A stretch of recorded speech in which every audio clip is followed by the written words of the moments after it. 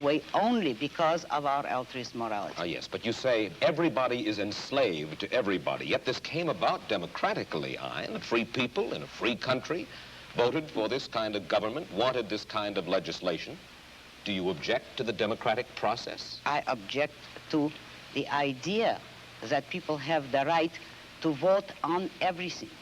The traditional American system was a system based on the idea that majority will prevailed only in public or political affairs, and that it was limited by inalienable individual rights. Therefore, I do not believe that a majority can vote a man's life or property or freedom away from him.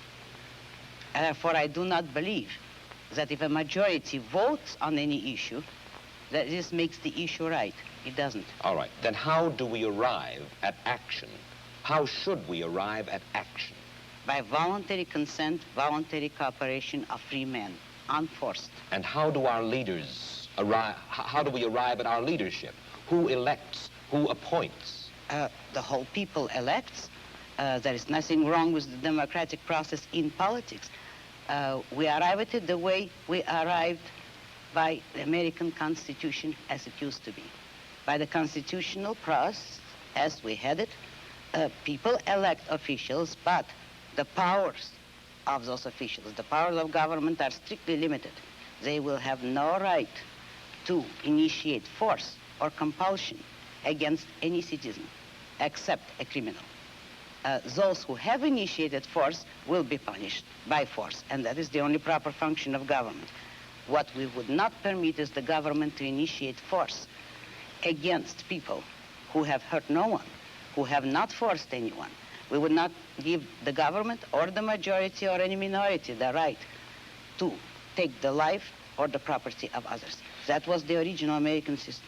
When you say take the property of others, I imagine that you're talking now about taxes. Yes, I am. And you believe that there should be no right by the government to tax. You believe that there should be no such thing as welfare legislation, unemployment compensation, regulation during times of stress, certain kinds of rent controls and things like that. That's right. I'm opposed to all forms of control. I am for an absolute, laissez-faire, free, unregulated economy. Let me put it briefly. I'm for the separation of state and economics, just as we had separation of state and church, which led to peaceful coexistence among different religions after a period of religious wars. So the same applies to economics. If you separate the government from economics, if you do not regulate production and trade, you will have peaceful cooperation and harmony and justice among men.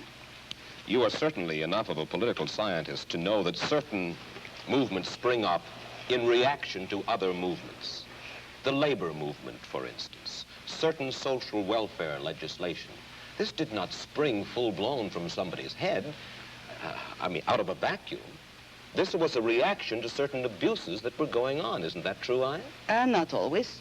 It actually sprang up from the same source as the abuses.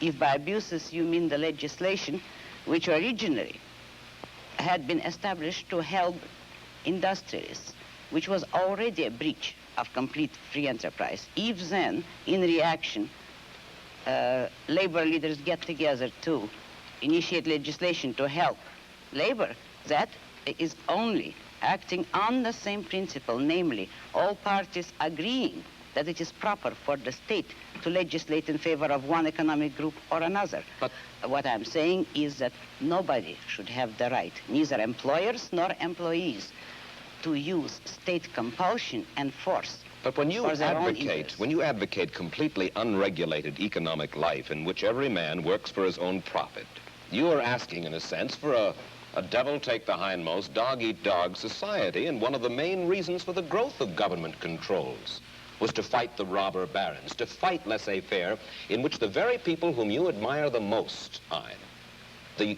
the hard-headed industrialists, the successful men, perverted the use of their power.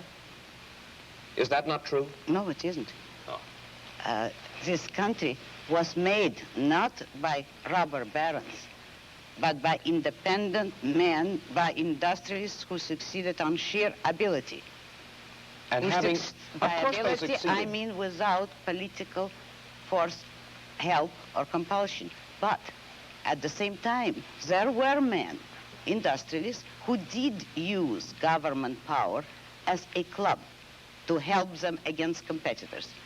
They were the original collectivists. Today, the liberals believe that that same compulsion should be used against the industrialists for the sake of workers.